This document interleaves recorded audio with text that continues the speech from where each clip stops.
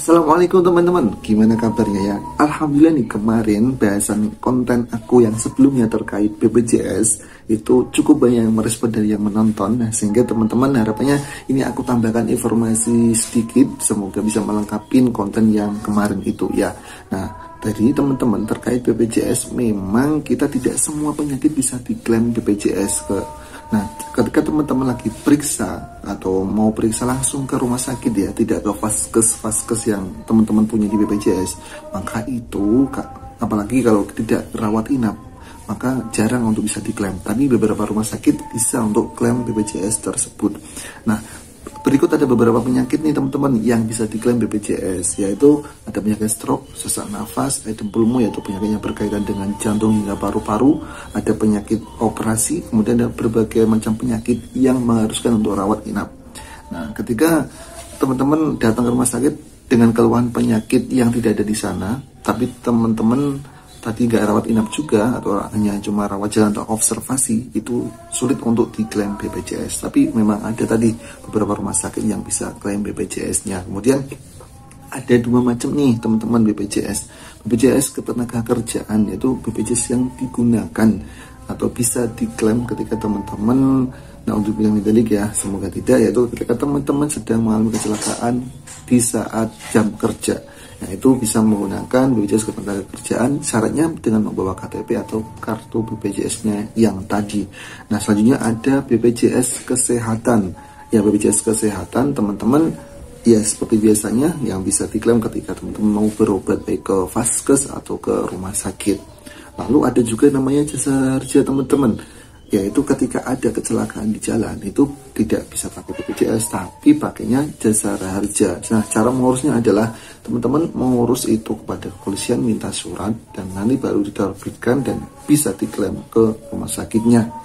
Sebenarnya itu teman-teman untuk penyakit yang tidak gawat, teman-teman cukup berobat di klinik atau di vaskes terdekat, biasanya di puskesmas, jangan langsung ke rumah sakit. Karena ini takutnya teman-teman nggak bisa nih pakai BPJS-nya padahal udah bayar kan. Nah, tapi kalau emang udah gawat banget langsung ke rumah sakit, dan nanti ya ditanyakan dulu, takutnya miskom ya, sudah diperiksa dan lain-lain. Dan teman-teman awalnya berharap untuk gratis, ternyata tidak bisa gratis karena tadi prosedurnya. Dan apa sih perbedaan antara puskesmas dan rumah sakit itu? Kita tahu bahwa puskesmas itu sebagai agen pencegahan, oke? Agen pencegahan artinya menangani. Kalau bisa jangan sampai terjadi. Itu fungsi dari rumah sakit, sehingga yang hanya mengobati kecil-kecil dan obatnya terbatas. Tetapi rumah sakit adalah agen pengobatan. Artinya semoga segala macam penyakit itu ya bisa ditangani oleh rumah sakit. Tapi ada beberapa tipe-tipe rumah sakit nih teman-teman. Yaitu kita langsung bahas. Ada rumah sakit tipe E, yaitu rumah sakit khusus ya. Contohnya rumah sakit paru-paru, rumah sakit jiwa, yaitu rumah sakit tipe A. Lalu rumah sakit tipe D, yaitu rumah sakit transisi yang suatu saat disiapkan untuk berubah menjadi rumah sakit tipe C. Lalu kita naik rumah sakit tipe C ini yang seperti apa? Itu rumah sakit yang termasuk fase kedua, yaitu biasanya rujukan dari vaskes yang pertama di BPJS dari puskesmas. Biasanya itu dirujuk ke rumah sakit tipe C terlebih dahulu. Lalu naik ke rumah sakit tipe B. Rumah sakit tipe B itu memiliki pelayanan dokter medik spesialis yang luas dan subspesialis yang sedikit. Apa itu subspesialis? Subspesialis itu lebih ke konsultan atau di atasnya spesialis yang menangani. Ya, ada spesialis, di atasnya ada subspesialis. Lalu tipe yang paling tinggi adalah rumah sakit tipe A. Kadang kita menyebutnya sebagai rumah sakit pusat. Nah, kalau di Jawa Tengah ada di Kalyati gitu ya, dan ada juga yang di Solo.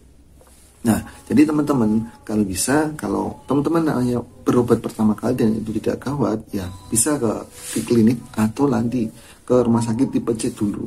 Jangan langsung ke tipe A karena takutnya nanti di sana rame sehingga penanganannya cukup lama ya teman-teman.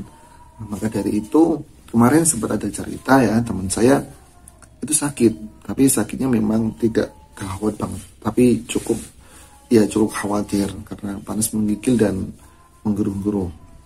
Lalu dibawa nih teman saya ke rumah sakit tipe A.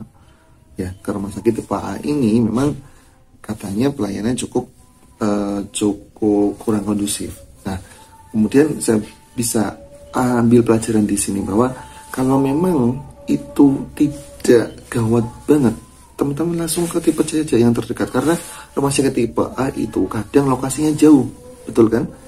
Jauh dari tempat tinggal, karena itu di pusat-pusat provinsi bahkan atau di pusat kota, sehingga itu aja yang ke tipe C, nggak apa-apa. Nanti di sana apalagi bisa klaim BPJS kan lebih enak gitu. Jadi tapi tidak semua rumah sakit bisa klaim BPJS, tergantung rumah sakitnya.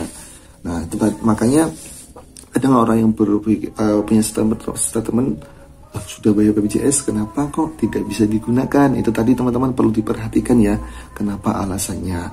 Oke, mungkin itu cukup yang bisa saya jelaskan. Semoga dua part konten yang saya bagikan terkait BPJS bisa bermanfaat, dan tentunya teman-teman menggunakan dan membayar BPJS dengan bijak.